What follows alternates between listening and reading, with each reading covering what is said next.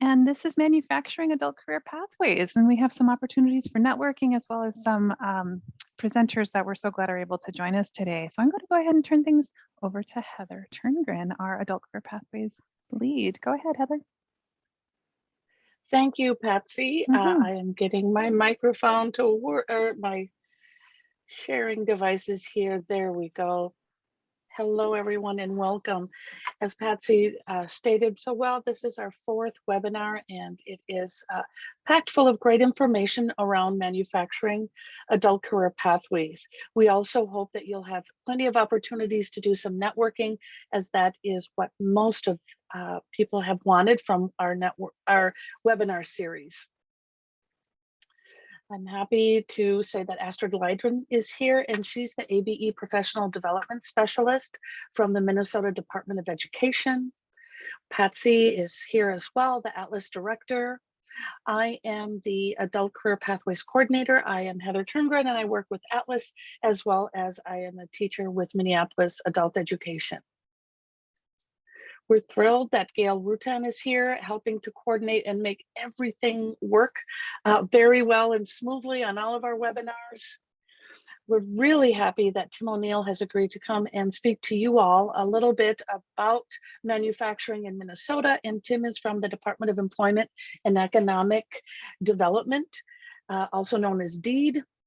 And Ron, some of you might know Ron Fleischman, coming from Mankato area, and he's going to be sharing some of his wisdom around, around manufacturing adult career pathways.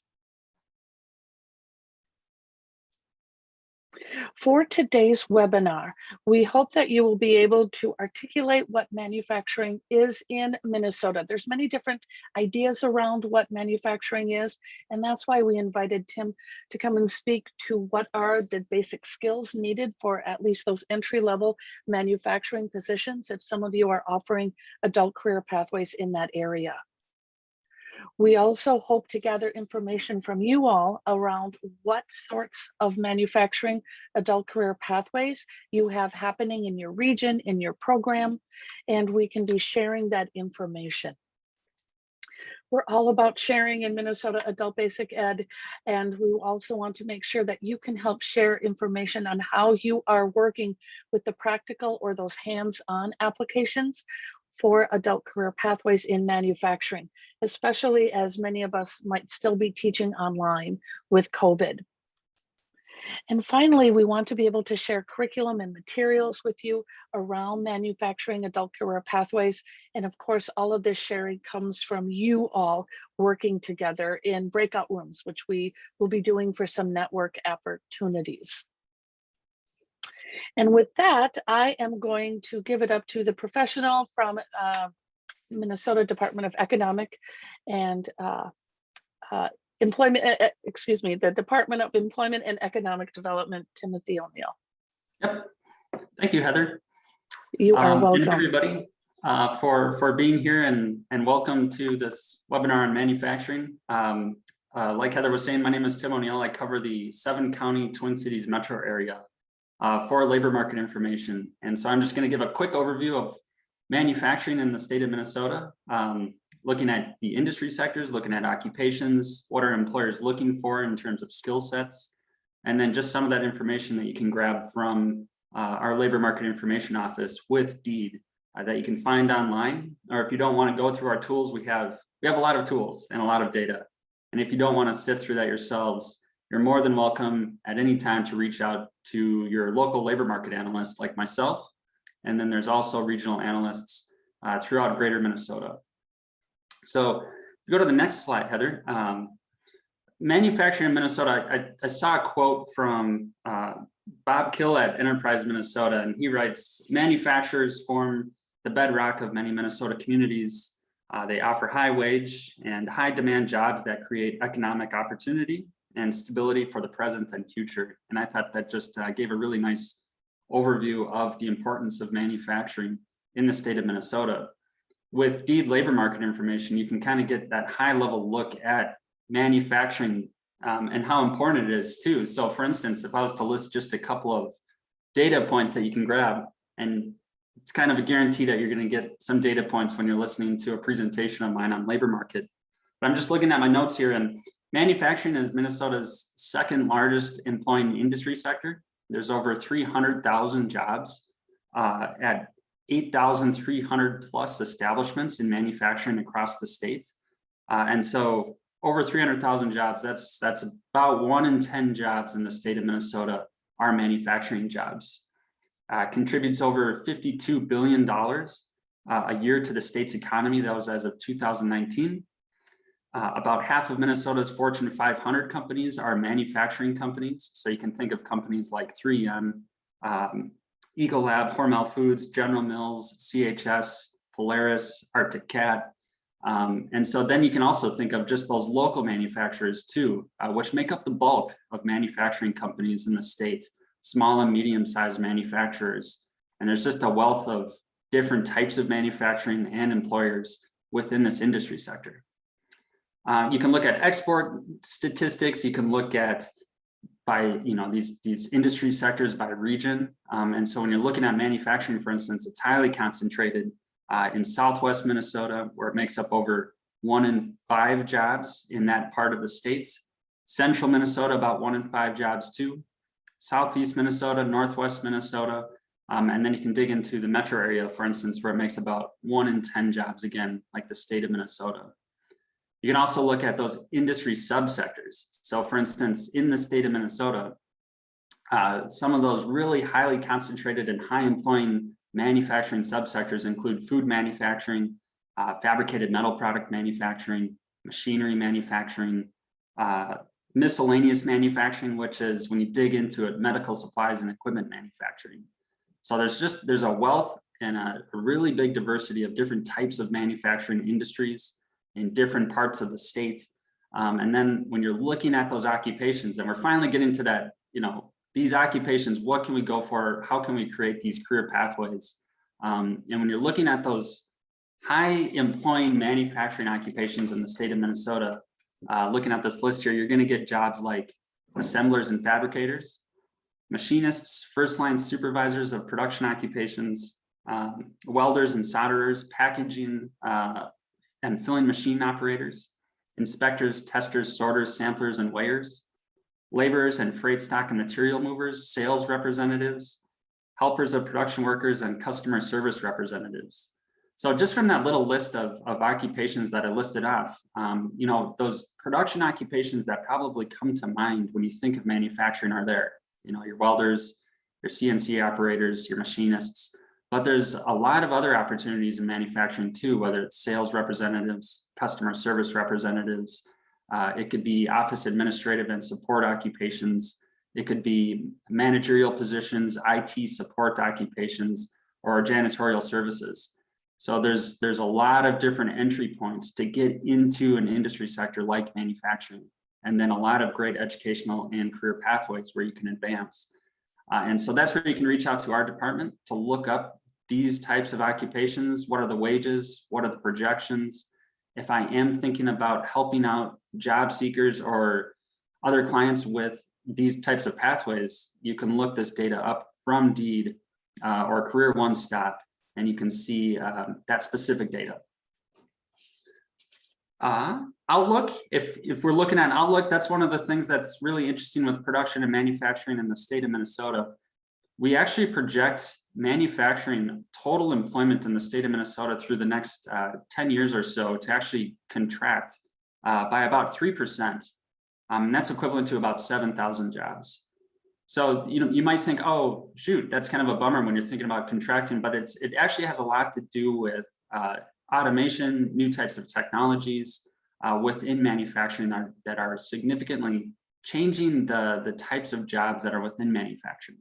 Even though manufacturing is contracting in total size though, and it's only by 3%, we still project tens of thousands of openings. More specifically, looking at my numbers here, 86, almost 87,000 openings in manufacturing through 2028.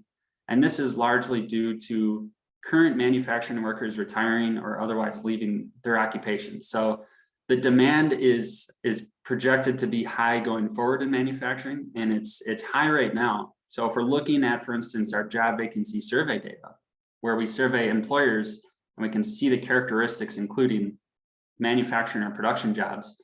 As of our most recent survey from Q4 of 2020, there was over 7,500 job vacancies, production job vacancies. And this is actually up significantly from Q2 when COVID-19 had a big impact on manufacturing and Minnesota's economy. But interestingly and eye-openingly enough, if that's a phrase I can use, it's actually up from Q4 of 2019. So manufacturers are telling our office that they have a lot of openings and they're looking for workers. And so this, again, from my very beginning when I was quoting that kind of overview of manufacturing, there's a lot of great opportunities, and it's a bedrock industry across the state of Minnesota. So when I was looking at the vacancies, most are for machinists, packaging and filling machine operators, helpers of production workers, welders, cutting, punching, and press machine operators, CNC operators, and then inspectors, sorters, samplers, and weighers. So a nice variety of different types of production occupations that job seekers can go for.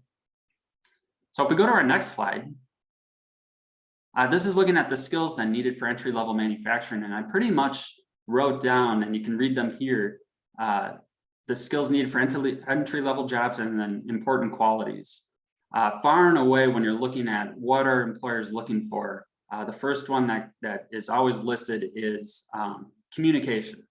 And then after that, it's written communication. And after that, it's verbal communication. So communication is listed multiple times.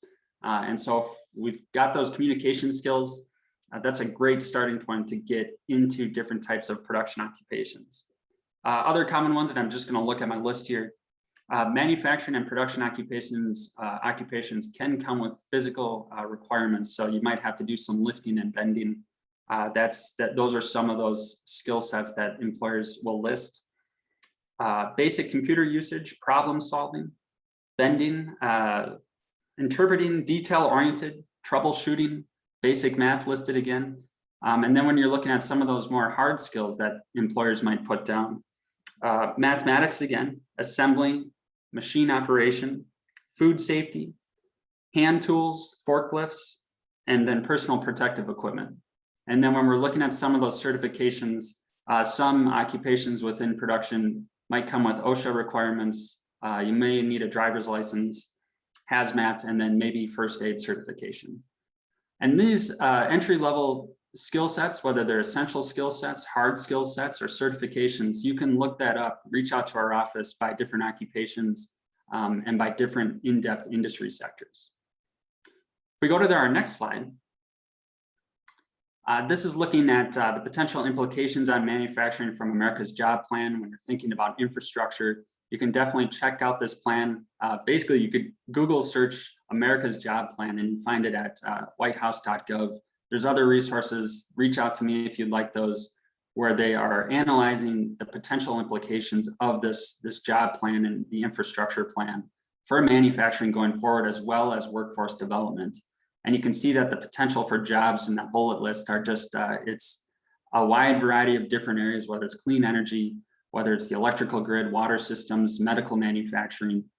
Just thinking about all the different news stories that have been over the past year and how many of them are actually related to manufacturing.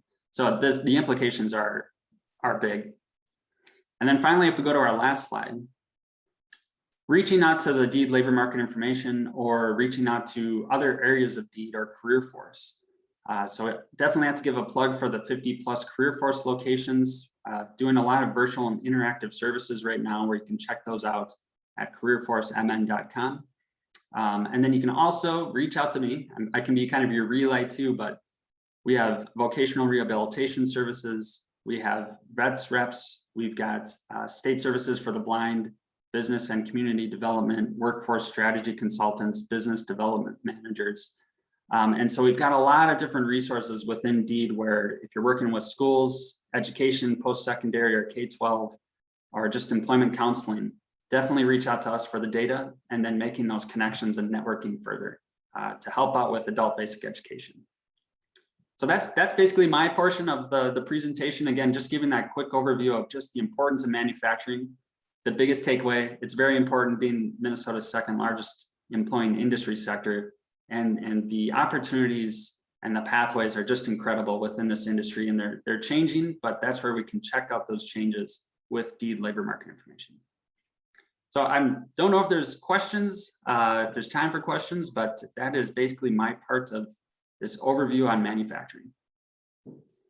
Thanks, Tim. That was so much data, and there is time for any questions that you might have. Please use the chat. We'll be moderating the chat and looking for any of your questions. You could also raise your hand with the Zoom feature if you want to ask a question or share a comment. I was really surprised to hear all of the data and that manufacturing is the second largest industry. Many times I think we think healthcare and maybe education, but no, we are a manufacturing state. That's good to know. Yep, and it is very eye-opening to see the importance of manufacturing. The other big takeaway that I've personally got from just looking at the data is just how many job openings there are in manufacturing right now.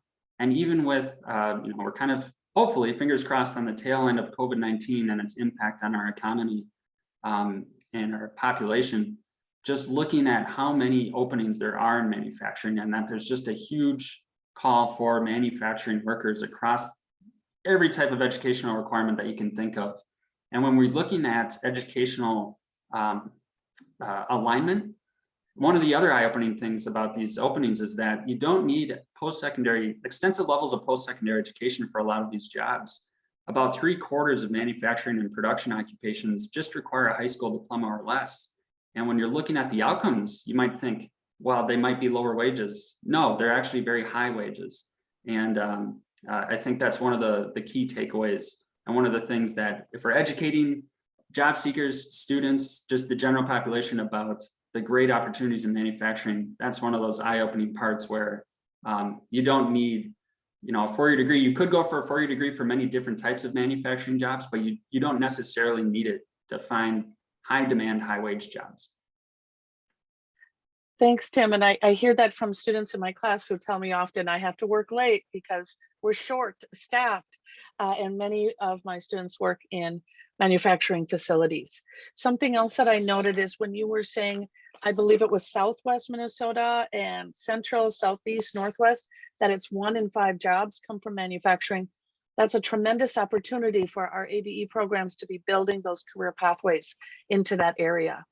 Yep. And the last thing I'll say, manufacturing, this comes up at almost every presentation for manufacturing about how it might, and I might be stealing thunder from later on too, but how it might be, dirty, dark, dangerous. But it's one of these industries that's actually, it's changing rapidly, where I was listing basic computer skills or basic math, things like that, where you might need those skills, and the environments are clean, they're high tech, and it's really interesting and really cool to see how manufacturing is changing.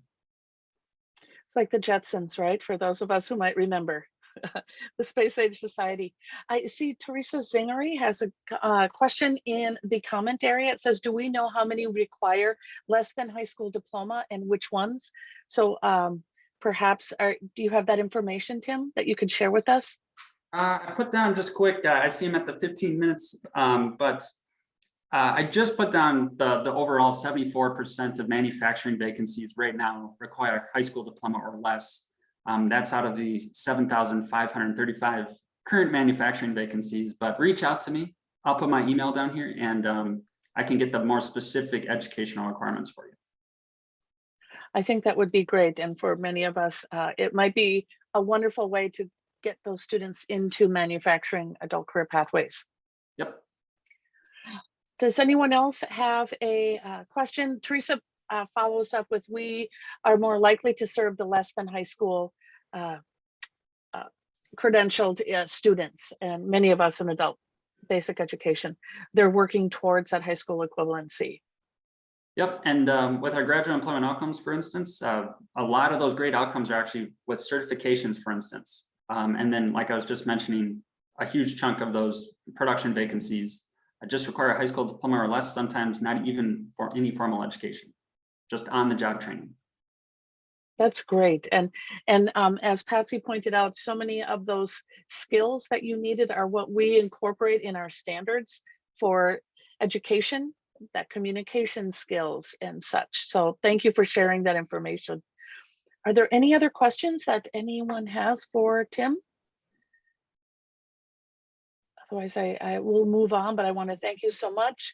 Oh, Julie Fitek, how open are manufacturers to incorporating English language learner courses on site? Do you have any information about that, Tim? Just kind of anecdotal, but I can see if I can find some concrete data there.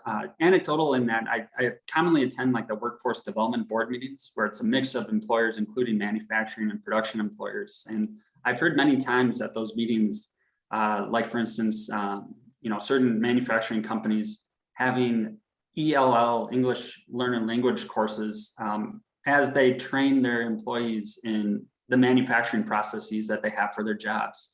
So just trying to reach out and find as many Minnesotans that are willing to go for these jobs as they can, and incorporating classes like that. So that's good to know. And again, maybe a shout out to our workforce development boards that we should be attending to bring in these questions and ideas when working towards adult career pathways in manufacturing. Julie Dinkow, but now adult learners can go to post-secondary and get training in these areas without a high school diploma through ability to benefit. That is another way to get our students into those manufacturing pathways. Thanks for reminding us of that information, Julie. So this is great. Thanks, Tim. We're going to move on for a moment. Thank you for sharing your email in the chat. I know you work here in the Twin Cities area, but I'm sure you'd be more than happy to pass off the name and email address of one of your colleagues around the state should we use your contact information. Definitely. Thank you, everybody. Thank you. We're going to move on here, and we want to get a little information from you all who are joining us here on this webinar live. We'd like to find out some of the locations and maybe the delivery models or how you are currently working with manufacturing adult career pathways in your area. And this idea just comes from not duplicating services. We don't want to have the same class in the same location, but we want to make sure that we can collaborate across the region, especially as so many of us have learned to do so through online work that we've been doing through COVID.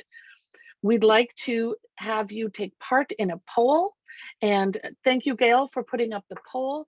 What you can do is take a few moments to answer the poll. You'll see it pop up, and we are going to wait for many of you to respond. I'll give you a few more minutes. We have quite a few of you responding. We've got about half of you. I might do about a 4-second countdown, friends. So we'll go from 4 seconds to 3 seconds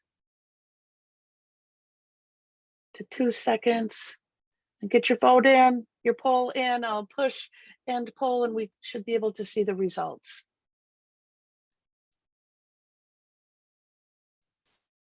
Here we have the results. I believe you all can see them on your screen. It looks like there are many of you who say yes, 43%. You are offering that. That is fantastic. And a high five to you, a shout out. 7% said no, it's on hold right now and it could be due to COVID. And some people, about half of you are responding, you're not offering anything yet. And that's the key term, yet. I believe that we will be maybe seeing from your regions in the future for that. All right. What I am going to do now is have us move here. And what I'd like to have you do is work with us by putting into the chat your city or town or region, and then what sort of manufacturing career pathway you are offering. This is our low-tech way of gathering the information. We'll be saving the chat feature so we can get your name and region, and we can actually have sort of a map of what's happening within manufacturing adult career pathways around the state. So if you could please use the chat feature right now to, again, to tell us what city you're from, maybe the town or region or local ABE program, and what types of career pathways in manufacturing that your area is offering right now.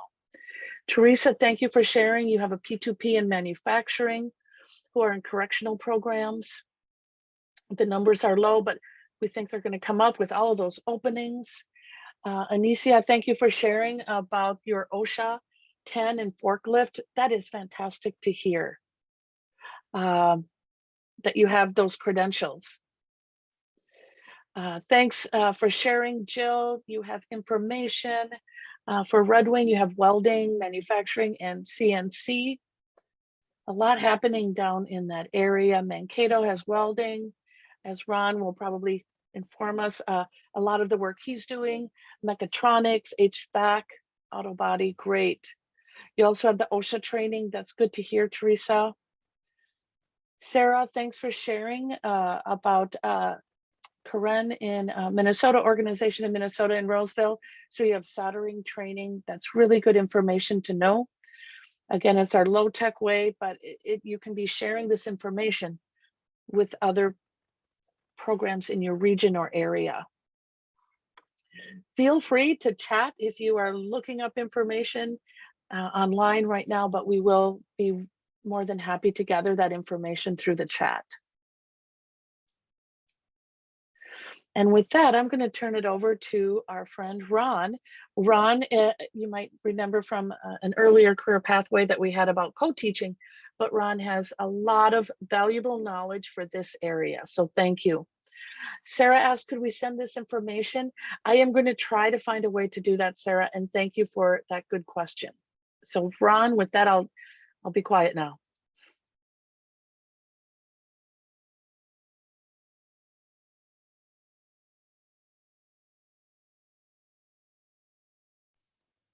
Well, Ron, we are not hearing you. There we go. That's better. Go ahead. Okay. So my name is Ron Fleischman. I work for the Mankato Area Adult Basic Education. I'm the Adult Career Pathways Program Supervisor. Next. In Mankato, we serve about 820 adult learners, and kind of preaching to the choir here, you all know that that is a fluctuating number. We have adult career pathways in both manufacturing and healthcare. I supervise both areas, but I am an active teacher in the manufacturing area as well. Okay, so what does our pathway look like? Is it a bridge or an on-ramp? And the answer is yes. Sort of depends on where the student comes from. We do offer on-ramp for manufacturing. We do offer on-ramp for healthcare. We do a bridge in both manufacturing and healthcare.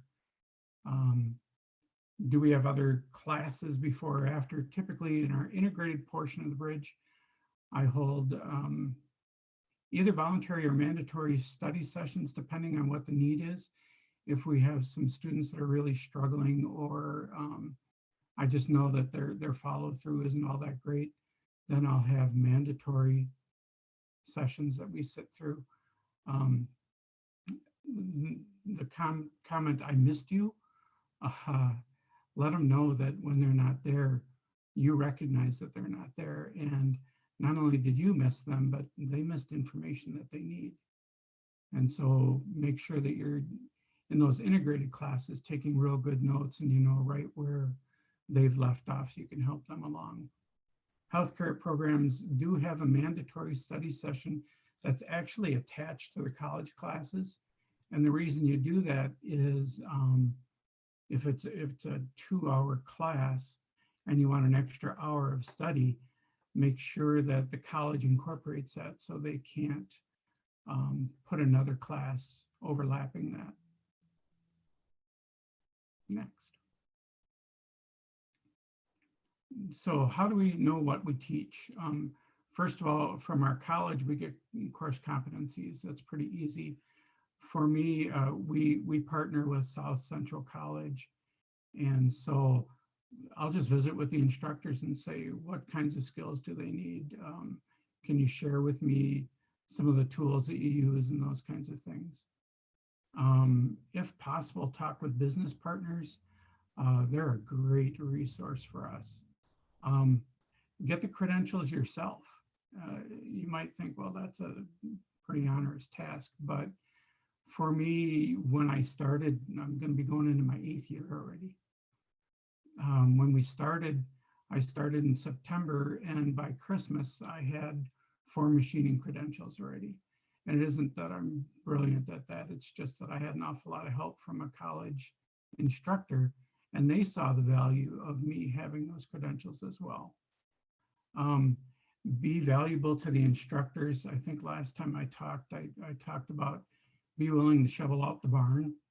It's always the worst job, but be willing to do the hard things, because that oftentimes will get you the in that you need with the college instructors.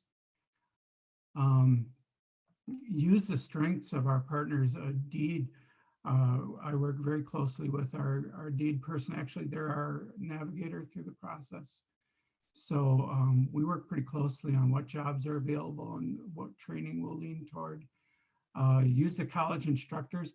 I actually have them come in and teach a section for my bridge classes, so the students get to know an instructor's face along with the materials. Partner experts, they are real eager, especially right now, to get some of our students. So we'll invite them into class, or we'll go tour their places as well. Next. How much is basic skills instruction? How much is content? We do have 40 hours of instruction in our bridge. I spend most of that time on basic skills, but really what I'm looking for is how they learn. I'm looking for the resiliency, the persistence. We teach everything within the context of what they're going for. So when I'm running a manufacturing bridge, we do an overall view of what each of the job areas might have. They actually do a presentation on the one that is most interesting for them and all of the jobs that are available within that branch. My agreement with the students, when I'm covering something in class, we only have total of 40 hours. If I'm covering something, they can raise their hand and say, why do I have to know this? If I can't answer that, we'll move on to something else. We don't have time to waste in that class. So it keeps me on my toes too. Next. What changes have we made? Obviously, some of the things that we've done face-to-face have had to go to online. Especially in the area of manufacturing, our instructors at the college, they're experts in their field.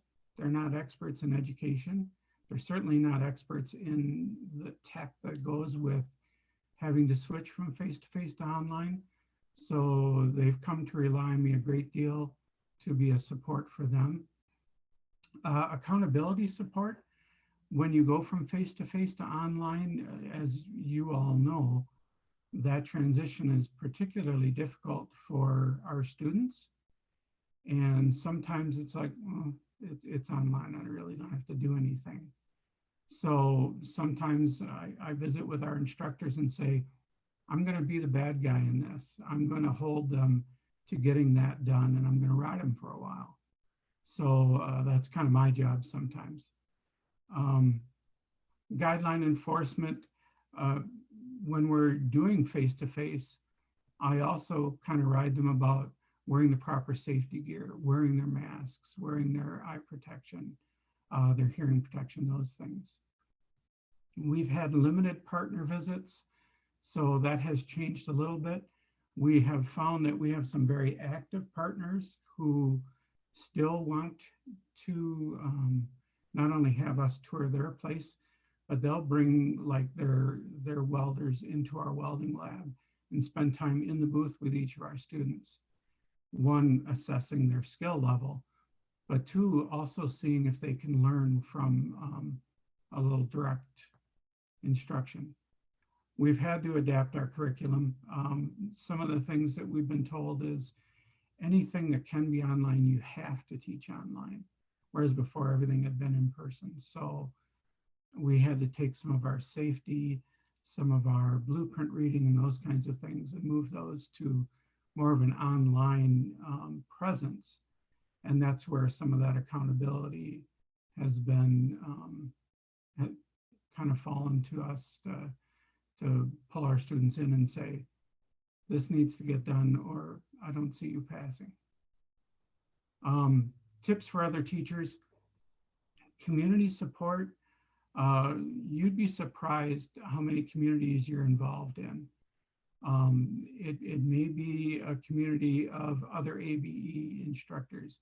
It may be a community with healthcare. It might be a community with your business partners. It might be with your college. It might be, it could go 100 different places with your community. So I've always been surprised at once we get a partnership developed, how quickly that expands. So just reach out for that. And then best practices circles. Ask. Folks in ABE are well known for it. Don't reinvent the wheel. I've got something, I can share it with you, I'll give it away. So make sure that you're reaching out to folks. Next. How do we recruit? This is our flyer. The college puts it out twice a year for our manufacturing, and we have kind of a generic one that we have several starts for our healthcare. So they do our printing for us. Social media, by all means, flood Facebook, and that's where I haven't kept up. So I don't use Twitter, I don't do those things, but I'm pretty active on Facebook. Word of mouth, talk to your students. When your students are successful, get them inviting their friends because they've become successful because they've gotten the support. PO, that's not post office. That's your parole officers. It is a great field for people who have had struggles in their past and need one company to help them give a hand up. And so our POs are pretty regularly sending us folks to get support. Tips for recruitment. My biggest tip is what I call our second point of entry. So we have pretty limited success with our bridges. Our bridges run about 5 weeks prior to the college starting in the fall and in the spring. But once college starts, I have good relationships with a couple of our instructors. And so they'll say, you know, you can test my whole class. And we test them, and we've done TABE. We're going to switch to CASAS now because TABE is just getting a little unruly. So we'll TABE the whole class and find that easily 80% qualify for ABE services. So those are hours that we can capture as an ABE. One of the things that we've talked about sort of extensively in our ABE is the pre-test and post-tests. Typically, we would do a test after 40 hours of instruction, but in our college setting, that happens just about every week, and that is not reasonable to ask a full-time student, and often people who are working jobs as well, to test every week. So we will do a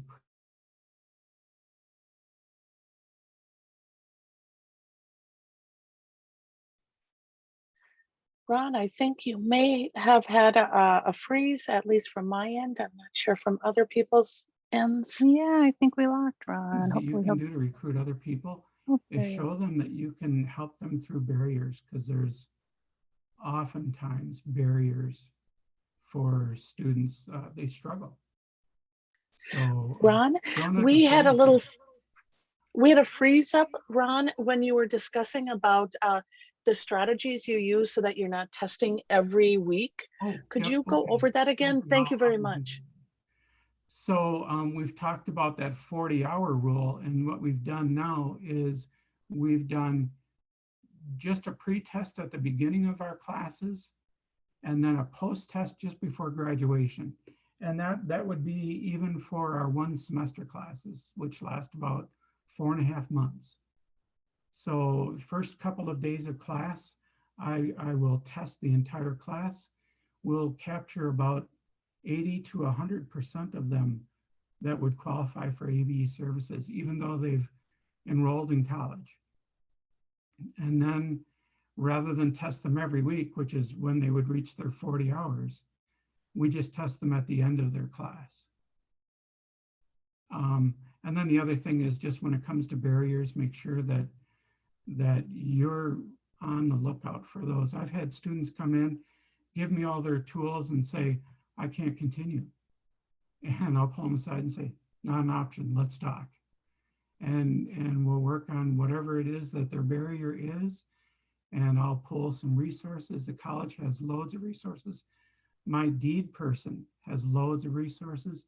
You pull them in and you solve those problems. And those are the best recruitment you can get. Donut diplomacy, who said that? Nice. That was me, Ron, because you mentioned shoveling out the barn, and I remembered also donut diplomacy, keeping everyone happy. That's what you were saying before. I have a great bakery in New Ulm. I bring in donuts pretty regularly for our class and for our other instructors. And what that does is that just makes you the hub. People will come in for their donut and they'll talk with you. And that's a great way just to get to know them, to find out what issues they might be having with their students. And oftentimes they'll come and say, oh, I just can't figure out whatever it is on an online format or whatever, and I can help them with those things. So that's a great way to pull them in.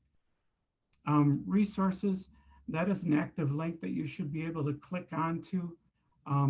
Heather, can you click onto that and just pull that up? Are you able to do that? Every one of these is an active link. So you should be able to click on any one of those and pull in information. It's my syllabus, my scope and sequence, course summaries. Oh, thank you for posting that in the chat too. So you all have access to those. Please don't redo those. You can make them your own, but don't build them from scratch. A lot of this work is done. This is an older document that she's pulled up, but it just says, this is my job in recruitment. This is our superior's job to do, and so on. So everyone has a little job, and it kind of gives you a time frame for that. This is the course summary for our integrated classes. Some of the textbooks that we use for those. Oh, we were talking a little bit, someone had mentioned OSHA 10. You get a nice little completion certificate with OSHA 10. And for us, we use an online, it's called careersafe.com. And they have a 10-hour OSHA 10 that's already vetted through the state for capturable hours. Can you go back just one? Thank you. So lots of those things. That's my email. By all means, reach out to me. I'm pretty good with email. If you focus your attention on students dealing with barriers, find out the why. Don't be afraid to remind them why. One of my first assignments in my integrated class is they have to tell me why at this point in their life they're going after higher education. Why? What's their motivating factor? What's going to keep them engaged? And a lot of times it's, you know, I'm doing this for my family or my future, or I'm going to buy this fancy new car, or whatever it is. And when they're struggling during the classes, I'll pull them aside and say, hey, how are your kids doing? That's still a pretty important piece. Let's make sure that you're successful in this. Let me help you through this stuff. So I'll call them right on the stuff they've given me. So get that right away.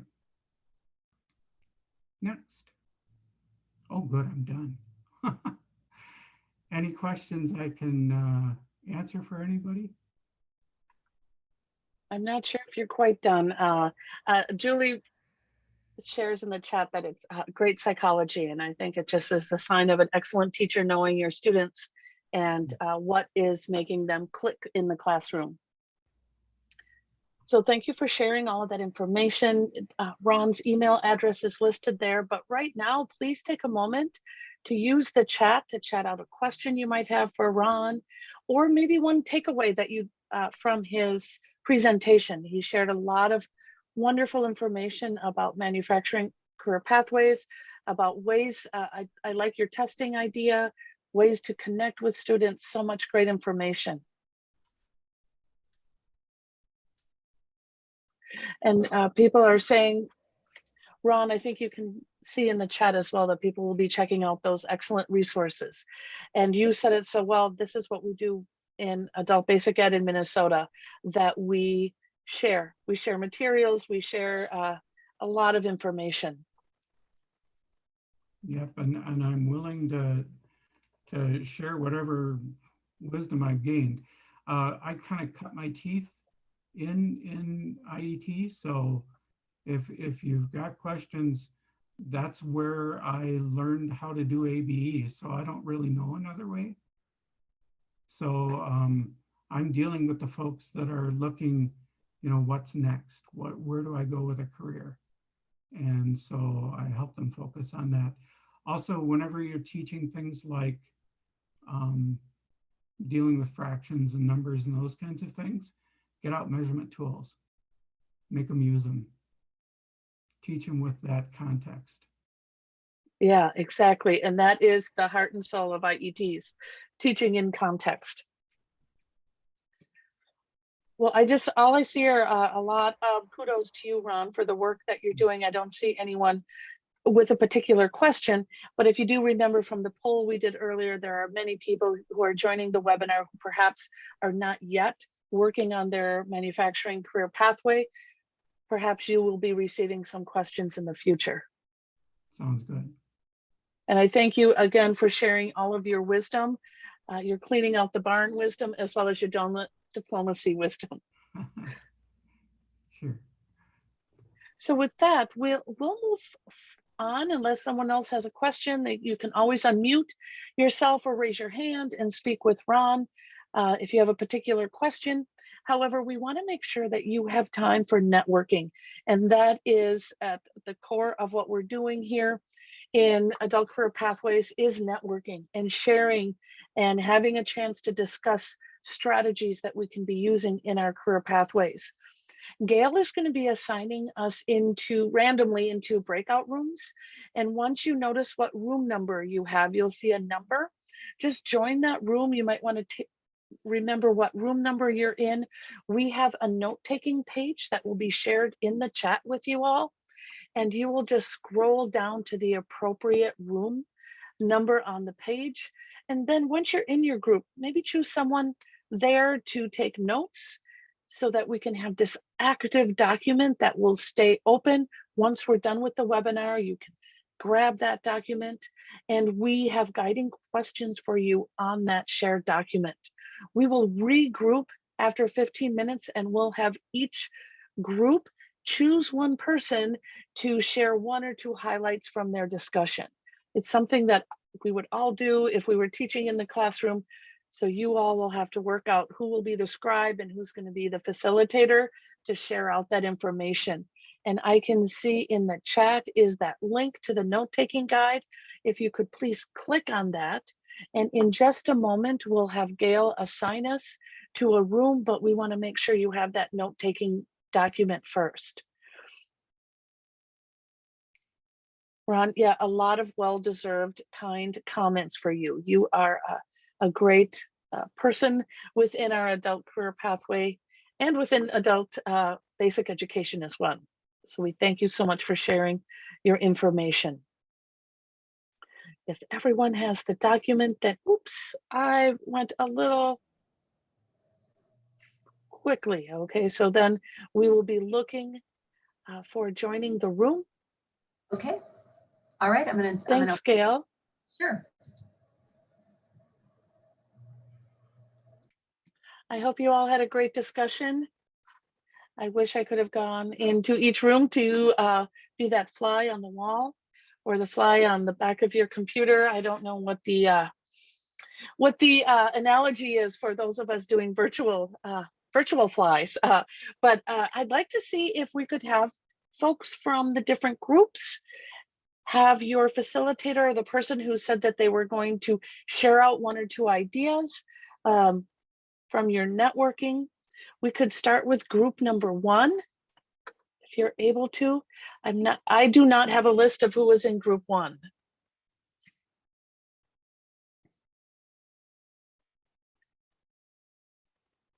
Do we have anyone stepping up from group 1 who would just like to share what maybe some of their discussion was? Looks like they did not write down their names, but maybe someone. Okay. Anastasia, were you guys in there? Not seeing any notes in group 1. Yeah, me neither. We could just skip to Oh, group you know 2. what? That group 1, that was Tim and Ron and Heather, Oh, and we yeah. had a great discussion. I just realized that, and I apologize for that. Yes, Ron, I'm not going to make you decide to talk about it, or Tim. We had a good discussion just about actually connecting with employers. Ron brought up something that he recommended. He tried to find out the starting wage for some of those entry-level positions and had to tell the employers, you're going to have to bump it up, because I don't think you're going to get people coming in with that low wage. If you don't mind me sharing that, Ron, I think that was a great strategy on your part. So now I apologize. Let's hear from group 2. Melissa or Tammy, do you guys want to talk, or do you want me to do a little summary? Go for it. Well, Tammy was the one who had all the awesome headlines here, but I will do what I can. So we actually spoke about Moorhead because they both work in the same site, in fact, down the hall from each other, and yet we're meeting virtually. So that was kind of funny. But Tammy mentioned that they had a Pathways to Prosperity grant that ended last year, and they ended up moving most of that energy to healthcare, not manufacturing at the time. The most one thing that's kind of unique about the area, though, that I learned was that most manufacturers in the area actually work in North Dakota and Fargo. Of course, it's a border community. And so it's a little tricky to like recruit students who are then going to actually not work in your state, right? So, but there are several industries that we talked about: sugar, egg carton, kind of recycling plant, salad assembly, and then the windows place, Marvin Windows, which actually is in Fargo, but does hire from the area. And one thing I thought was worth lifting up is an online math for manufacturing course that's underway, and the managers in Northwest Minnesota are working to put that together, and they have an instructor identified who will be helping to move that forward and grow that to kind of serve that whole community in the Northwest. And then she also mentioned that some of their newest Americans often get jobs at the turkey processing plant, although tricky, it's far away and the wages are not super competitive, but also it's difficult to move up in that role. Did I capture it, Tammy and Melissa? Please correct me if I misspoke. You hit it out of the ballpark. Stop. All right. Thank you. And Patsy, I might put a little plug for the Atlas Adult Career Pathway Resource Library. So if you do have that online manufacturing for math or math for manufacturing class, please send it our way so we can share it with others. What about group number 3? That was my group with Astrid and Penny. So some highlights. So Penny's starting up a training in Albert Lee, and they're partnering with a trainer down there who would provide the practical skills portion. And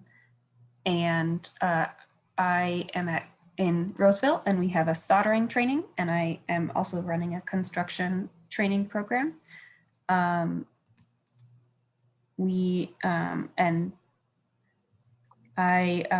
For employers, I rely heavily on my job developer colleague who reaches out to employers and helps me develop those partnerships.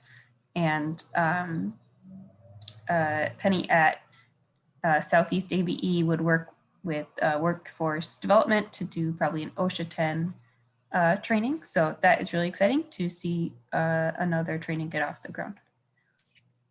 Yeah, and Sarah, I also noted that you wanted to have that document shared, and I do plan to have that document shared of all the different programming that people chatted out. I think it was a really great idea of yours, so thank you. Yeah, that'd be great. Thanks. What about group number 4? You can also turn on your camera if you'd like. We'd love to see you, I was in Jill. group number 4 with Teresa and Zingery and Tracy Chase. So I guess just we kind of got through what we're offering, and then we discussed, I guess in the Southeast region, we're looking at adding a ELL manufacturing class, just seeing, at least in my consortium, seeing more ELL moving towards the manufacturing career. So I've had a manufacturing company reach out that wanted, you know, some manufacturing English, that kind of safety, that kind of stuff. So looking at curriculum for that. So, and we're just kind of discussing what manufacturing means in all of our areas. So Yeah, it's such a wide field, Jill, that it's hard to pinpoint what it is. What does it look like in your area versus another area? right, and you know, talked about some of the P2P program, even with the funding not getting enough students. You know, I know in our area, they're just, you know, they're every manufacturing plant you drive through in Red Wing's got big for hire signs, and so they really don't need to do the training to get into the job, and you know, that kind of stuff. So yeah. One thing, Jill, just to piggyback off of that idea, as Ron was pointing it out, for many of the students, he tells them, you still might need to have that credential to fall back upon. What if we go into a short recession? Or something that happened to one of my students is a conglomerate bought out that company. So she was fine up until the company said, no, you need to have these credentials. And she had worked there for so long, never had them. But some things just to think about for that recruitment piece, and to keep students still going towards that credentialing. Yeah. Thanks for sharing, Jill. It looks like Anicia is going to share for group 5. Thank you. Hi, everyone. So our group was Julie, Casey, and I don't want to mess up anybody's last name, but none of our groups have an ACP or an IET currently. So we're all here sucking up information and learning about the things that we don't know and we should be knowing. So one of the takeaways is the need for sharing instructional staff. That's kind of one of my biggest wants. Being such a small consortium, it would be nice if Casey is developing a manufacturing math, which she is, yay. And I recently had one of our employment team ask ABE to develop a manufacturing math, because as he's placing in our warehouse students into employment, he's like, employers are asking for manufacturing math. So they're reaching out to us to develop something. So that would be a great collaboration. What else? We're just trying to figure out, because our organization has a high school, an ABE program, a post-secondary side, how to blend our post-secondary with ABE and develop IETs that serve our clients that aren't making it in the post-secondary side already. They keep getting bumped back to ABE for skill building, and it just makes sense for us to move down that road. And it looks like Casey and Julie are looking to do the same thing, and we're just in the exploring phase. So that's our group. Well, welcome. We love to have people exploring, those like Ron who are embedded in it, because he's willing to share. Yeah, that's really wonderful. So great. Thanks. I believe that was all of our groups, and I thank you all for sharing out, because that is how we also learn. We are like our students, we need to be sharing. Oh, Ron points out that some of the partners will reimburse their grads for credit costs after so many days of work. That is really great to hear, Ron. And I think that is just showing that great work that you have happening down in Mankato, and that you have earned that respect from your partners, from the college, from employers. So we hope to follow in your footsteps. So some of you might be thinking about where are some of the resources, especially Anicia and I think it was Casey, you are building up some of these adult career pathways focused within manufacturing. We do have a number of resources available for you. I like to say it's just at your fingertips. And I work with Atlas. We all know Atlas is fantastic, and Atlas shares these resources, not just here locally or in Minnesota, but nationally as well as internationally. People love what we put onto Atlas, and a lot of that comes from you all sharing the materials and such that you are developing. You can go into the Adult Career Pathways Tools and Resources area. You can click on Adult Career Pathways, and this is how you have access to these tools and resources.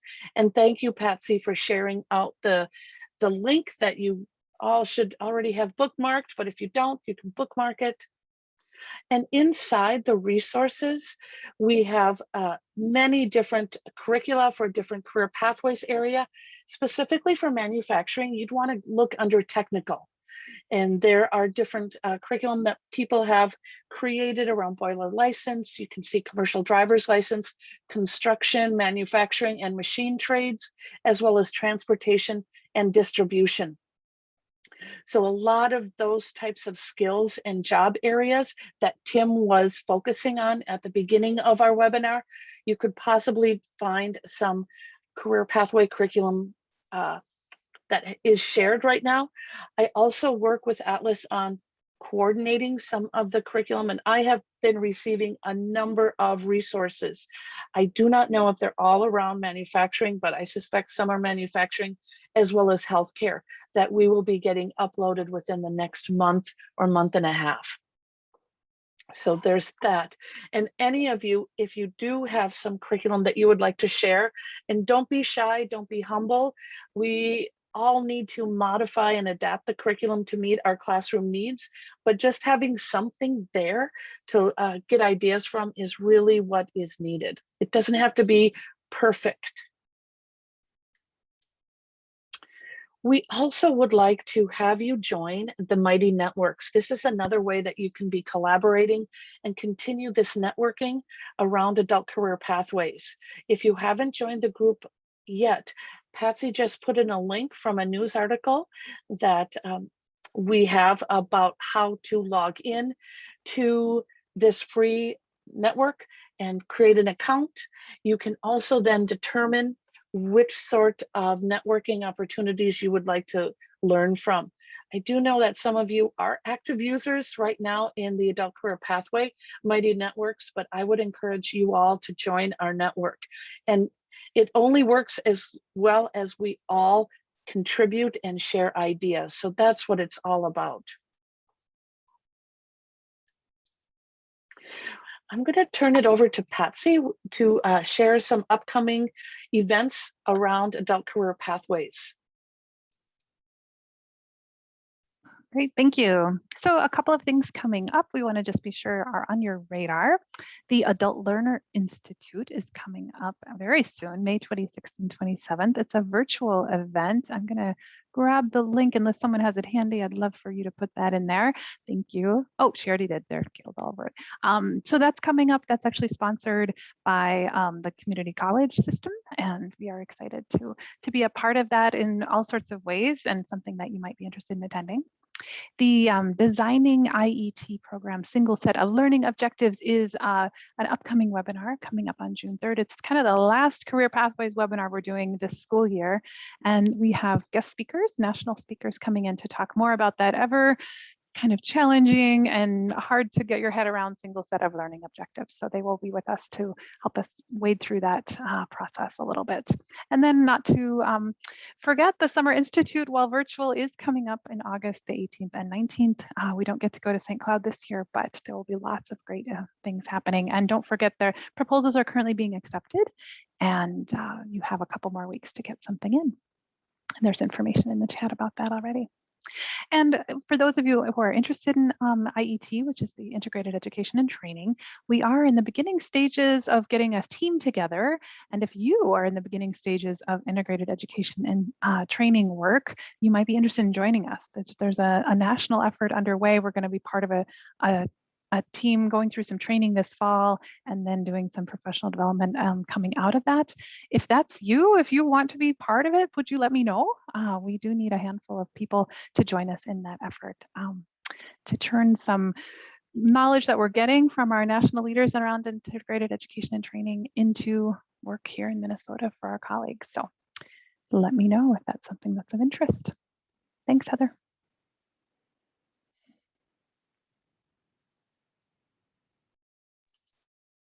And with that, I want to thank you all for joining us for our last Adult Career Pathway webinar for this academic year. I want to give a big shout out to our guest speakers, Tim O'Neill from DEED, as well as Ron Fleischman from Mankato ABE. Without them, we wouldn't know where we're going for manufacturing adult career pathways. And we are always happy here at Atlas to have the support of the Minnesota Department of Education, ABE, and Hamline University. And with that, we have, it looks like you all are getting out a few minutes early, and I don't think you mind.